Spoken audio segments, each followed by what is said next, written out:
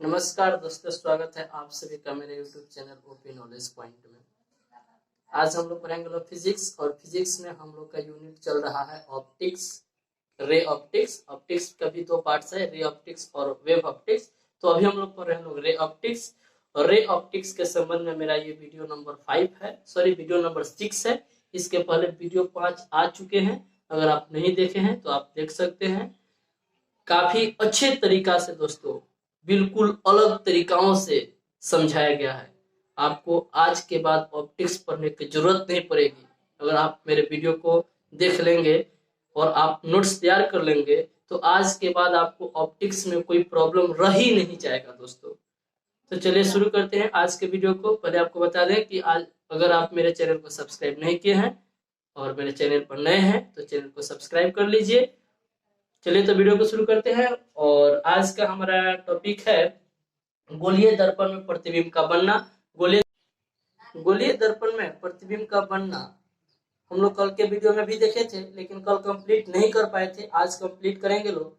कल हम लोग पढ़े थे लोग कि गोलीय दर्पण में प्रतिबिंब का बनना में हम लोग सिलेक्ट किए हैं लोग अवतल दर्पण को। और अवतल दर्पण में 6 स्थिति होता है, मैंने 6 जगह पर रखने पर उसका प्रतिबिंब 6 प्रकार के बनते हैं, 6 तरह के बनते हैं, 6 अलग अलग जगहों पर बनते हैं।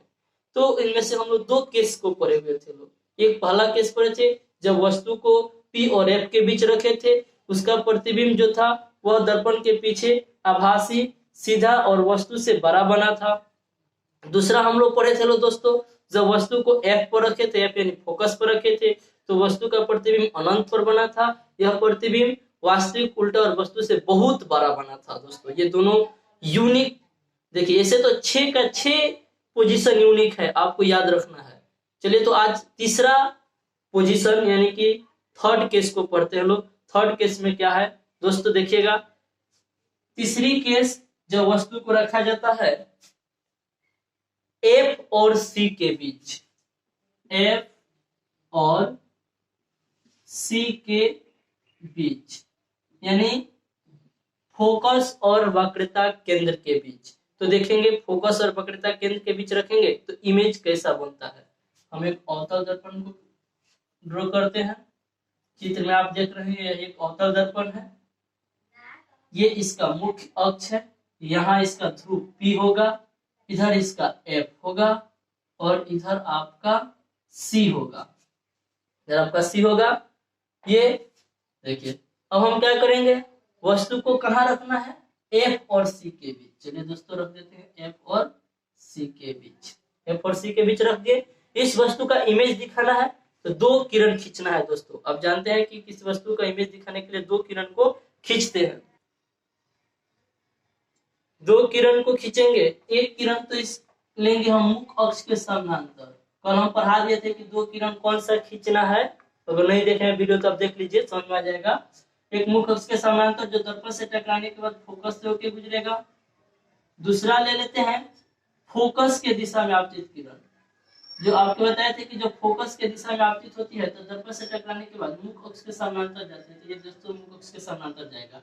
अब देखिए ये दोनों किरणें रियल में यहाँ पे काट दी है, रियल में। तो यह एक AB वस्तु है, तो इसका इमेज देखिए यहाँ पर बनेगा A' B'। देखिए फिगर में देख रहे हैं आप।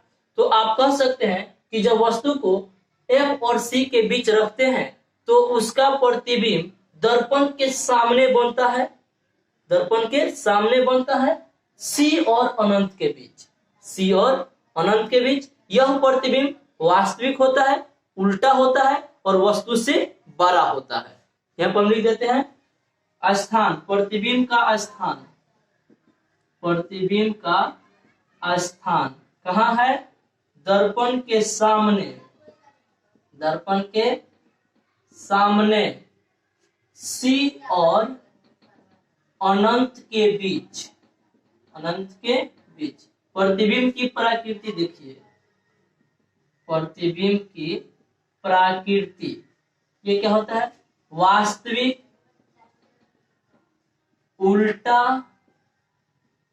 और वस्तु से बड़ा। तो याद रखें कि जब वस्तु को सी और एफ के बीच रखिएगा अवतल दर्पण के सामने, तो उसका प्रतिबिंब जो बनेगा वह दर्पण के सामने सी और अनंत के बीच बनेगा। यह प्रतिबिंब वास्तविक होगा, उल्टा होगा और वस्तु से बड़ा बनेगा। ये तीसरी केस है दोस्तों, स्क्रीनशॉट ले लीजिए। देखते हैं लोग चौथा केस। चौथा केस देखिए दोस्तों, चौथे केस में वस्तु को रखा जाता है कहां पे? वस्तु को अब देखिए सी पर रखते हैं, यानी जब वस्तु सी यानी कि वक्रता केंद्र, वक्रता केंद्र पर, वक्रता केंद्र पर हो, सी पर हो, जब वस्तु को सी पर रखे हैं तो देखिए एक कैसा इमेज बनेगा दोस्तों। अवतल दर्पण ड्रॉ कर लीजिए, इसका प्रिंसिपल एक्सिस यानी मुख्य अक्ष खींच दीजिए, इसमें पोल को दिखाइए, इधर एफ होगा, इधर सी होगा। दोस्तों एफ जो होता है पी और सी के मध्य में होता है, एकदम मिडिल में होता है। आप जब ड्रॉ कर रहे हो तो ध्यान रखेंगे। और वस्तु को हम कहाँ रख रहे हैं? सी पर रख रहे हैं दोस्तों। देखिए सी पर रख देते हैं। अब इसका इमेज हमको दिखाना है, तो इससे दो किरण खींचना पड़ेगा। एक किरण लेते हैं मुख्य अक्ष के समानांतर, जो दर्पण से टकराने के बाद फोकस से होकर जाता है। दूसरा ले लेते हैं फोकस के दिशा में आपतित किरण, सॉरी इसको यहां पर कर दीजिए। फोकस, फोकस के दिशा में आपतित किरण लेते हैं, जो टकराने के बाद, ये आपको सही से खींच दीजिए, जो टकराने के बाद मुख्य अक्ष के समानांतर जाता है। दोस्तों ये दोनों एक दूसरे को यहाँ पर काट देते हैं, जहां काटते हैं वहां इसको मिला देते हैं। ये आपका ए बी वस्तु है, तो ए डैश बी डैश इसका इमेज बन जाता है। तो ध्यान रहे दोस्तों, जब वस्तु को सी पर रखते हैं तो उसका प्रतिबिंब सी पर ही बनता है। वस्तु को सी पर रखेंगे तो उसका प्रतिबिंब सी पर ही बनेगा। यह प्रतिबिंब वास्तविक होगा, उल्टा होगा और वस्तु के बराबर होगा। दोस्तों जब आप इमेज ड्रॉ कर रहे होंगे तो ध्यान रखेंगे पेंसिल से ड्रॉ करेंगे और ये डिस्टेंस सेम लीजिएगा, तो आपका फिगर सही से बनेगा। हम बोर्ड पर बना रहे हैं, थोड़ा सा इधर उधर हो सकता है। यहाँ पे देखिए जिस लाइन को हम सीधा से खींचते तो ये थोड़ा सा ऐसे काटता, यानी कि ऐसे काटता, ये यहाँ पे काट देता और ये इसका इमेज बन जाता। तो यहाँ देखिए आप फिर पेंसिल से बनाएंगे और सही से बनाएंगे। तो याद रखिए इसको कि सी पर रखते हैं तो उसका जो इमेज बनेगा वह सी पर ही बनेगा, और यह प्रतिबिंब जो होगा वह वास्तविक होगा, उल्टा होगा और वस्तु के बराबर होगा। देखिए आप हम लिख देते हैं प्रतिबिंब का स्थान, प्रतिबिंब का स्थान क्या होगा? दर्पण के सामने सी पर, ठीक है। प्रतिबिंब की प्रकृति, प्रतिबिंब की प्रकृति ये क्या होगी? वास्तविक, वास्तविक, उल्टा और वस्तु के बराबर। पूछेगा कि प्रतिबिंब का आकार क्या होगा, तो वस्तु के बराबर। ये है आपका चौथा केस, और स्क्रीनशॉट ले लीजिए, ले लिया स्क्रीनशॉट। चलिए आगे देखते हैं, और दो केस बाकी है दोस्तों। इसके बाद हम एक मजेदार टॉपिक शुरू करने वाले हैं। पहले आप इसको देखते चले, समझते चले। चौथी केस के बाद आता है केस 5 यानी पांचवा केस, जब वस्तु सी और अनंत के बीच, अनंत के बीच हो। सी और अनंत के बीच वस्तु को रखना है। दोस्तों एक अवतल दर्पण ड्रॉ करिए, खींच दीजिए। यहाँ पी होगा, एफ होगा, इधर सी होगा, इसके मिडिल में लीजिएगा।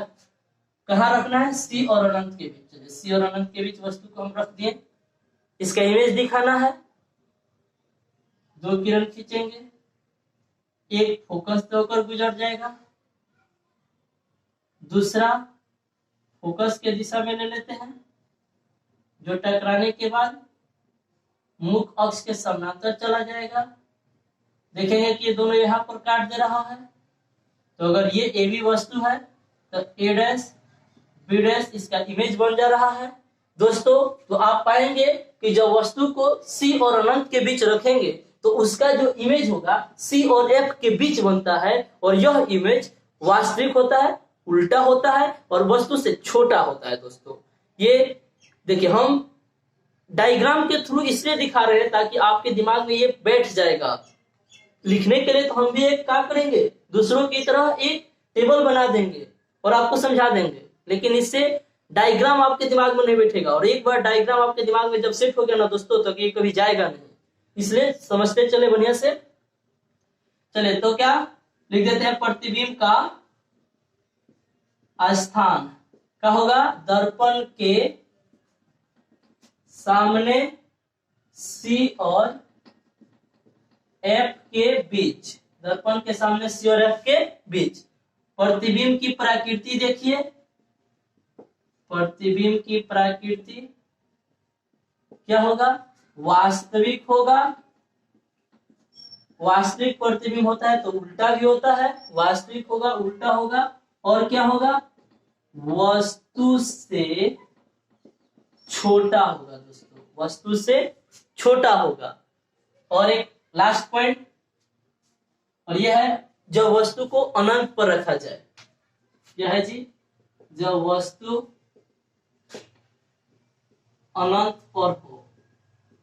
देखिए जब वस्तु अनंत पर हो तो उसका फिगर दो तरह से हम ड्रॉ कर सकते हैं। देखिए दो तरह से हम ड्रॉ कर देते हैं। इसमें केस वन क्या होगा, यह बना दिया अवतल दर्पण, ये इसका प्रिंसिपल एक्सिस, ये इसका पोल, इसका फोकस और इसका सेंटर ऑफ कर्वेचर। वस्तु को कहाँ रखा जाएगा, अनंत पर। तो जानते हैं कि अनंत पर जब वस्तु रखा जाएगा तो उसे आती हुई प्रकाश की किरण समानांतर होती है, तो इसके समानांतर होगी। आती हुई सारे प्रकाश की किरणें क्या होगी, समानांतर होगी, इसके समानांतर आएगी। और दर्पण से टकरा कर जब समानांतर आती है तो आपको पता ही है कि फोकस से होकर जाती है, तो फोकस से होकर जाएगा तो इसका प्रतिबिंब फोकस पर ही बनेगा। यानी जब वस्तु को अनंत पर रखा जाए तो प्रतिबिंब फोकस पर बनेगा, और यह प्रतिबिंब जो होगा वस्तु की अपेक्षा बहुत छोटा होगा। यह प्रतिबिंब जो होगा वास्तविक होगा, उल्टा होगा और वस्तु की अपेक्षा बहुत छोटा होगा, बहुत छोटा। एक और केस इसके द्वारा देखिए कैसे हो सकता है। देखिए इसके एक इमेज और दिखा सकते हैं। अवतल दर्पण है, यहाँ पी है, इधर एफ ले लेते हैं, इधर सी ले लेते हैं। मान लीजिए कि यहाँ पर है, तो यहाँ पे है तो प्रकाश की किरणें आएगी निकल कर इधर से। देखिए यहाँ से जब आएगा ये यहाँ से जाएगा, प्रकार दिया। देखिए फोकस तल पर बना, फोकस तल पर। तो आप दो तरह से कह सकते हैं कि जब वस्तु को अनंत पर रखते हैं तो उसका प्रतिबिंब या तो फोकस पर बनेगा, नहीं तो फोकस तल पर बनेगा, और यह प्रतिबिंब वास्तविक होगा, उल्टा होगा और वस्तु की अपेक्षा बहुत छोटा होगा। देखिए आप लिख देते हैं क्या होगा, प्रतिबिंब का स्थान, तो फोकस या फोकस तल पर, फोकस या फोकस तल पर होगा। प्रकृति, प्रतिबिंब की प्रकृति क्या होगी, प्रतिबिंब की प्रकृति होगी वास्तविक, वास्तविक, उल्टा और वस्तु से बहुत छोटा, बहुत छोटा। दोस्तों तो अभी हमने 6 स्थितियों को कवर किया, लेकिन अब देखिए अब काफी मजेदार पॉइंट हम आपको बताने जा रहे हैं। और मजेदार पॉइंट ये है कि आप ध्यान से देखेंगे कि अगर ये अवतल दर्पण है तो यहाँ इसका P होता है, इधर F होता है, इधर C होता है और इधर का एरिया जो होता है अनंत होता है। तो हमने देखा कि जब तक वस्तु को दर्पण से यानी कि पोल से C तक लाए तो इमेज जो था वह बड़ा बन रहा था। C तक लाए तो बड़ा बन रहा था, C पर आया तो बराबर बन गया, और C से जैसे ही दूर गया इमेज की साइज घटने लगी। C से जैसे जैसे दूर गया प्रतिबिंब का स्थान घटने लगा। तो ये भी क्वेश्चन आपसे पूछा जा सकता है कि जब अवतल दर्पण के सामने वस्तु को सी से जैसे जैसे दूर ले जाते हैं तो प्रतिबिंब में क्या परिवर्तन होता है, तो प्रतिबिंब का आकार घटता है। और इसे याद रखिए, जब वस्तु को P से C की ओर लाते हैं तो C के पहले तक आकार बढ़ता है, C पर आता है तो बराबर हो जाता है, और C से जैसे दूर जाता है आकार घटता है। कंप्लीट, आप समझ गए होंगे। तो हम लोग ने आज कवर किया 6 का 6 स्थिति। अब हम लोग देखेंगे लोग इस गोलीय दर्पण में एक और दर्पण बाकी रह गया है, उत्तल दर्पण। इस उत्तल दर्पण से इमेज कैसा बनता है इसको दोस्तों हम आपको बताते हैं। स्क्रीनशॉट ले लीजिए, ले लिए स्क्रीनशॉट। चलिए आगे चलते हैं, जानेंगे उत्तल दर्पण से प्रतिबिंब का बनना। उसमें दोस्तों उतनी केस नहीं है, एक ही केस है, समझ लीजिए। पॉइंट है उत्तल दर्पण से प्रतिबिंब का बनना। ये रहा उत्तल दर्पण। इमेज कैसा बनेगा, देखिए ये हो गया P, ये हो गया आपका F, सॉरी इधर नहीं होगा, बताए तो उस दिन ही, इधर होगा F और इधर होगा C। तो क्या दोस्तों हम लोग वस्तु को इधर रखेंगे, कभी नहीं। हम उसी दिन बताए थे आपको कि इमेज दिखाना है तो वस्तु को परिवर्तक सतह क्यों रखेंगे, तो इधर रखेंगे। अब यहाँ पर हमने रख दिया। इस वस्तु का इमेज हमको दिखाना है तो हम एक मुख अक्ष के समानांतर प्रकाश की किरण को आपतित करा दिए, ठीक है। जो टकराने के बाद फोकस से होकर गुजरेगा, तो दोस्तों यहाँ से नहीं गुजरेंगे, इससे होकर ऐसे गुजरेंगे। ये फोकस से होकर गुजर गया। दूसरा ले लेते हैं ध्रुव के दिशा में। ध्रुव के दिशा में जितना कोण के साथ आता है उतना ही कोण के साथ लौट जाता है। देखिए आगे तो ये एक दूसरे को काट नहीं सकते क्योंकि ये इसकी दिशा इधर है और इसकी दिशा इधर है। पीछे बढ़ा कर देखते हैं तो पीछे बढ़ाने पर देखिए ये दोस्तों यहाँ पर काट देता है। ये भी वस्तु है तो इसका यहाँ पर एक इमेज बन जाता है। तो आप पाएंगे कि उत्तल दर्पण में वस्तु को दर्पण के सामने कहीं भी रखिएगा तो उसका जो प्रतिबिंब बनेगा वह दर्पण के पीछे बनेगा, आभासी बनेगा, सीधा बनेगा और वस्तु से छोटा बनेगा। याद रखें प्रतिबिंब कैसा होगा, उत्तल दर्पण में हमेशा आभासी, सीधा और वस्तु से छोटा प्रतिबिंब बनता है। यह प्रतिबिंब दर्पण के पीछे बनता है, पीछे बनता है। दोस्तों आपको पता है आभासी प्रतिबिंब बनेगा तो दर्पण के पीछे ही बनेगा। ओके, आपको समझ में आया उत्तल दर्पण में कैसा बनेगा और अवतल दर्पण में कैसा बनेगा। और देखिए दोस्तों हम आपको बता दें इस उत्तल दर्पण का यूज, यहीं से हम शुरू कर देते हैं। उत्तल दर्पण का यूज, एक पॉइंट यहां से, उत्तल दर्पण का उपयोग यानी यूज कहाँ किया जाएगा, तो आप देखेंगे वाहनों के साइड मिरर में, यानी पीछे के वस्तुओं को देखने के लिए जिस दर्पण का प्रयोग किया जाता है उसको साइड मिरर कहा जाता है। तो वाहनों के साइड मिरर में इस उत्तल दर्पण का प्रयोग किया जाता है क्योंकि उत्तल दर्पण हमेशा आभासी प्रतिबिंब बनाता है।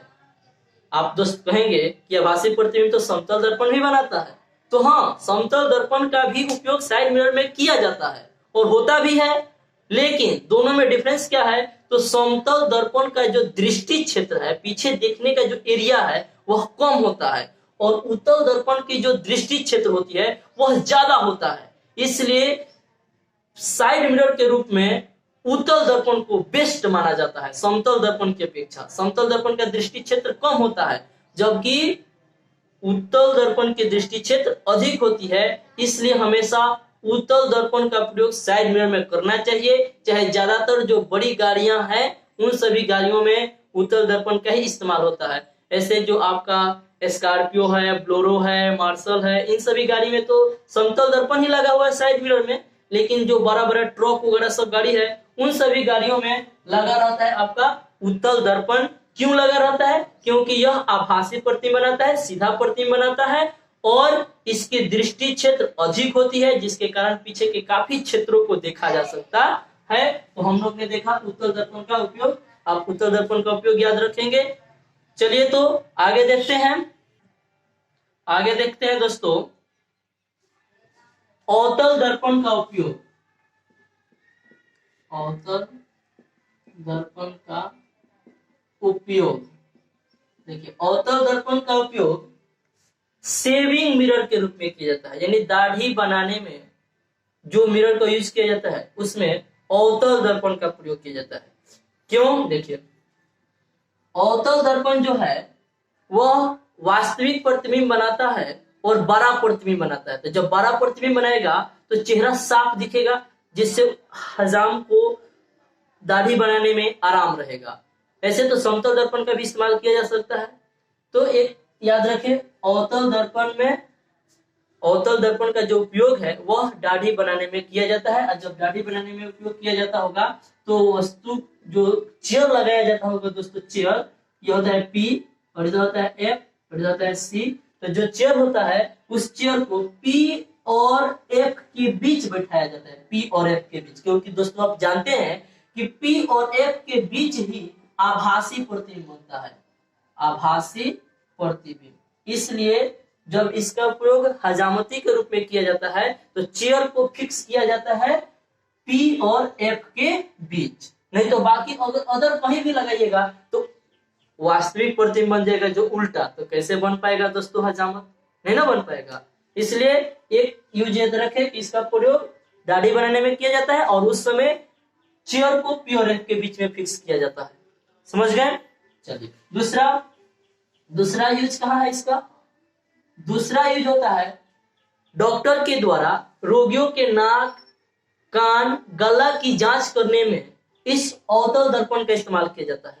क्यों? क्योंकि अवतल दर्पण प्रकाश के किरण को अभिसरित कर देता है। दोस्तों आप जानते हैं इस पर जो प्रकाश की किरण पड़ेगी वह सभी प्रकाश की किरण एक ही बिंदु पर अभिसरित हो जाती है, जिसके कारण सही से वहां की चीजें दिखाई देगी। इसलिए डॉक्टर रोगियों के नाक, कान और गले की जांच करने में अवतल दर्पण का प्रयोग करता है। चलिए अगला तीसरा यूज देखते हैं लोग। तीसरा यूज क्या है इसका? तीसरा यूज है इसका प्रयोग वाहनों के हेडलाइट में किया जाता है। वाहनों का जो हेडलाइट होता है, आगे का जो लाइट होता है, उस हेडलाइट में किया जाता है। हेडलाइट में क्यों किया जाता है? देखिए दोस्तों, हम आपको पढ़ाए थे कि अवतल दर्पण में वस्तु को जब एफ पर रखते हैं, एफ पर, तो यहाँ जो प्रकाश की किरणें टकरा कर जाती है वो समानांतर चली जाती है।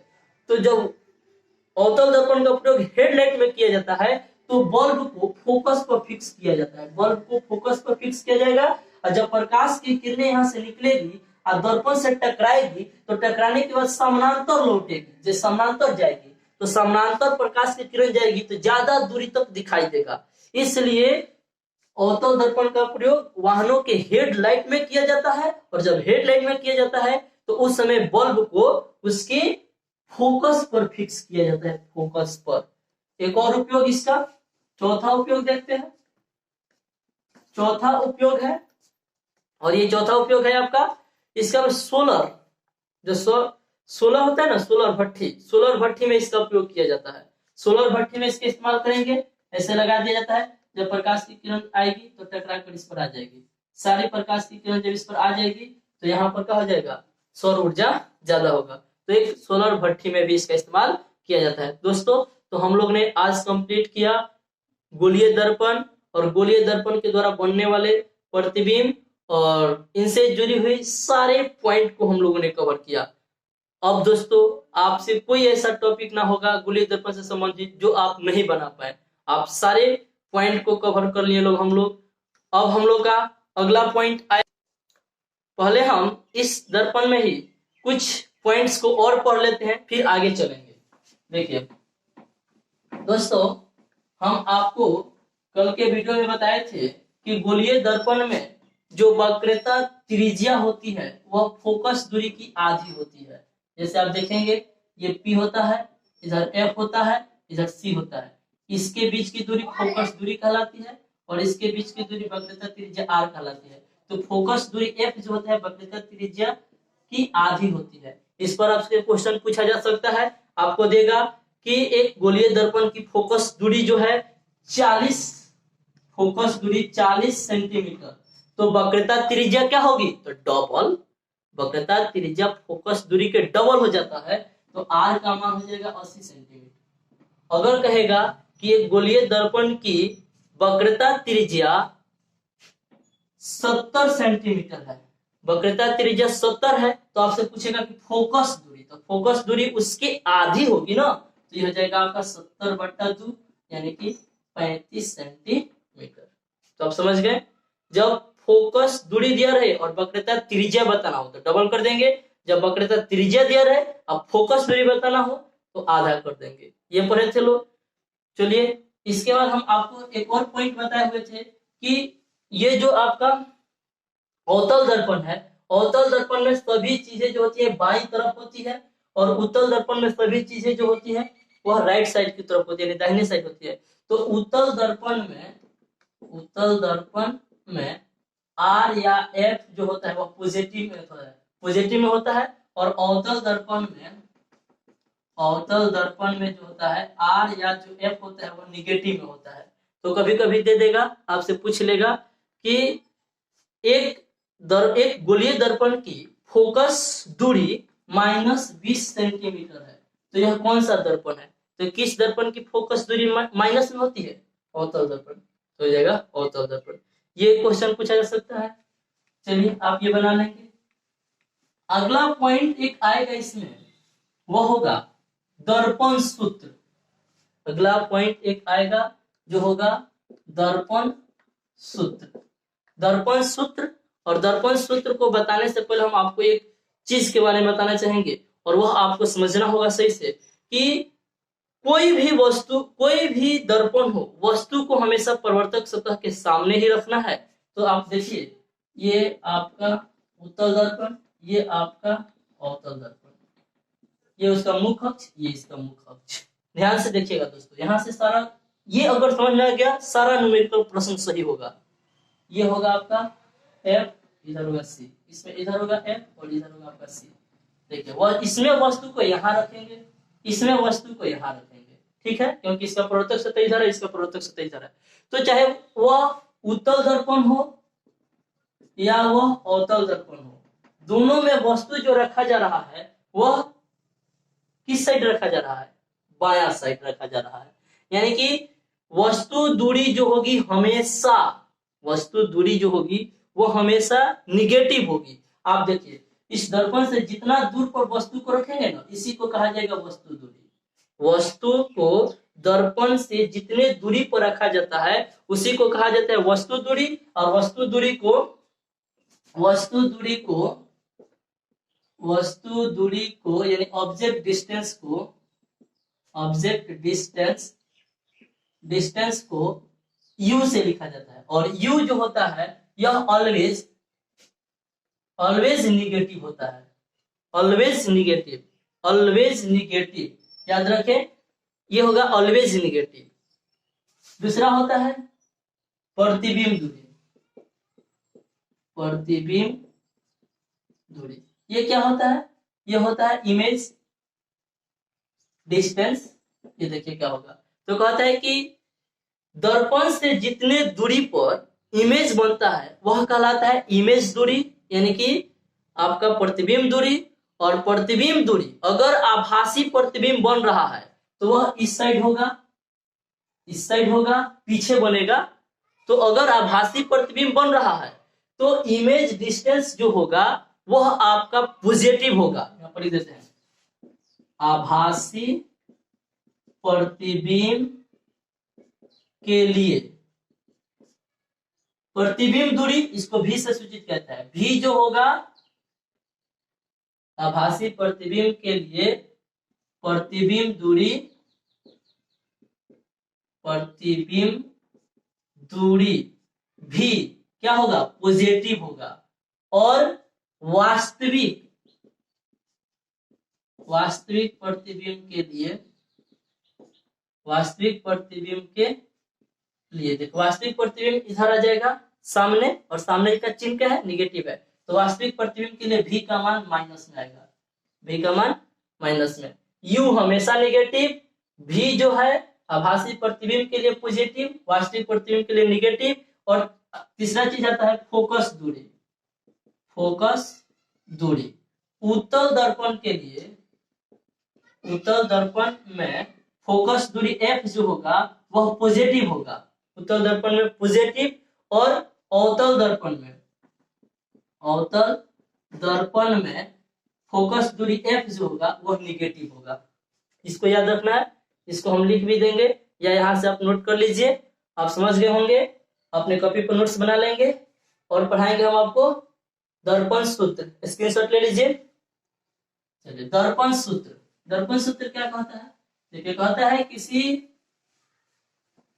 दर्पण के लिए वस्तु दूरी, प्रतिबिंब दूरी और फोकस दूरी, इन तीनों चीजों को एक संबंध के द्वारा दिखाया जाता है, इस संबंध को ही दर्पण सूत्र कहा जाता है। फिर से, एक गोलीय दर्पण में वस्तु दूरी, प्रतिबिंब दूरी और फोकस दूरी, इन तीनों चीजों को एक संबंध के द्वारा दिखाया जाता है, इस संबंध को ही दर्पण सूत्र कहा जाता है। और दर्पण सूत्र होता है 1/v plus 1/u equal to 1/f, ये याद रखना है। और v क्या है, v जो है प्रतिबिंब दूरी, u क्या है वस्तु दूरी, f क्या है फोकस दूरी। चिन्ह याद रखिएगा दोस्तों, चिन्ह ही सबसे इंपॉर्टेंट है, अगर चिन्ह समझ में आ गया तो कोई भी न्यूमेरिकल प्रश्न गलती नहीं होगा। v जो है आभासी प्रतिबिंब के लिए निगेटिव यानी माइनस में, वास्तविक प्रतिबिंब के लिए, आभासी के लिए प्लस में, दोस्तों यहाँ पर मिस्टेक हो गया है, आभासी के लिए प्लस में और वास्तविक के लिए माइनस में, v का मान। वस्तु दूरी हमेशा प्लस में, फोकस दूरी उत्तल दर्पण रहेगा तो यह प्लस में, और अवतल दर्पण रहेगा तो यह माइनस में। बस अगर आप चीज समझ गए तो आपसे एक भी क्वेश्चन गलत नहीं बनेगा दोस्तों। तो आज आप इस फॉर्मूला को नोट कीजिए, कल हम लोग कुछ न्यूमेरिकल प्रश्न बनाएंगे और इससे जुड़ी हुई और सारे इंपॉर्टेंट पॉइंट को बताएंगे। तो आज के लिए बस इतना ही। अगर दोस्तों आपको मेरी वीडियो अच्छी लगे तो वीडियो को लाइक करें और आप अपने दोस्तों में शेयर करें। और इस तरह अच्छे अच्छे कंटेंट के साथ अगर आप अच्छा तैयारी करना चाहते हैं तो आप मेरे चैनल से बने रहें और दोस्तों को भी प्रेरित करें ताकि वह इस चैनल से जुड़े और एक अच्छे कंटेंट के साथ एक अच्छा तैयारी करना शुरू करें। तो दोस्तों मिलते हैं एक अगले वीडियो में अगले टॉपिक के साथ, तब तक के लिए नमस्कार। हाँ दोस्तों, एक चीज अभी तो हम भूल ही रहे हैं, वह है कि जो कल के क्वेश्चन का मेरा सही जवाब देने वाले छात्र हैं वह है आशुतोष कुमार और एक निकेश कुमार, जिन्होंने मेरे कल के क्वेश्चन का सही जवाब दिया।